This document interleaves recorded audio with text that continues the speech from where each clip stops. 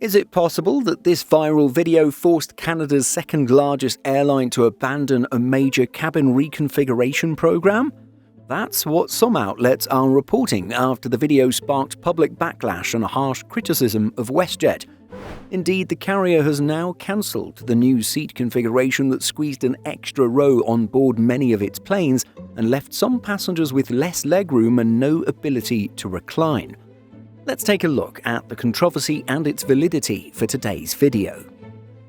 According to CBC, WestJet announced on Friday, January 16th that it would return the cabins to a more spacious layout. The viral video may have been what had tipped the scales, but the airline had already been receiving harsh feedback from travelers and employees over the cabin change. In a phone interview, the airline CEO, Alexis von Hunsbruch, said he had made the final call when the blowback began to show up in surveys and sales figures. "We saw that this was all trending in the wrong direction. It just didn't land the way we were anticipating, and that's why we're correcting it." As we noted in a previous video, customers were able to choose from 3 types of standard seating in economy.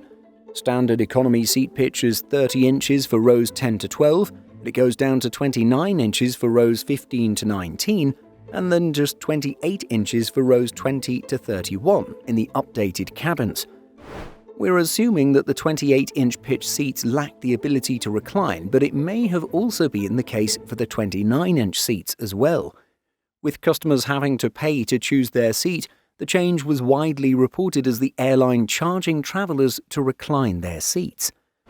The configuration had been installed on over 20 aircraft and planned for at least 20 more, 43 in total.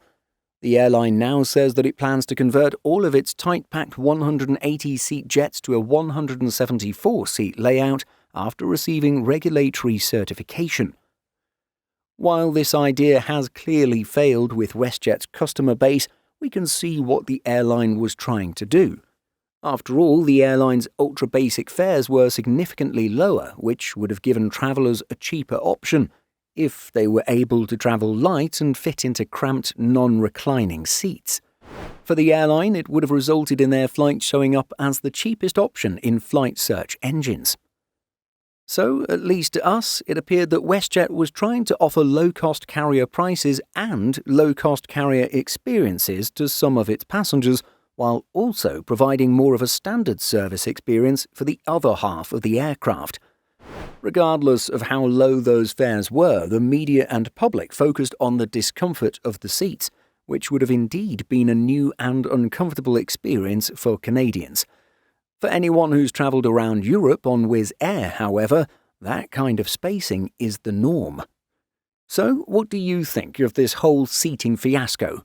Let us know by leaving a comment.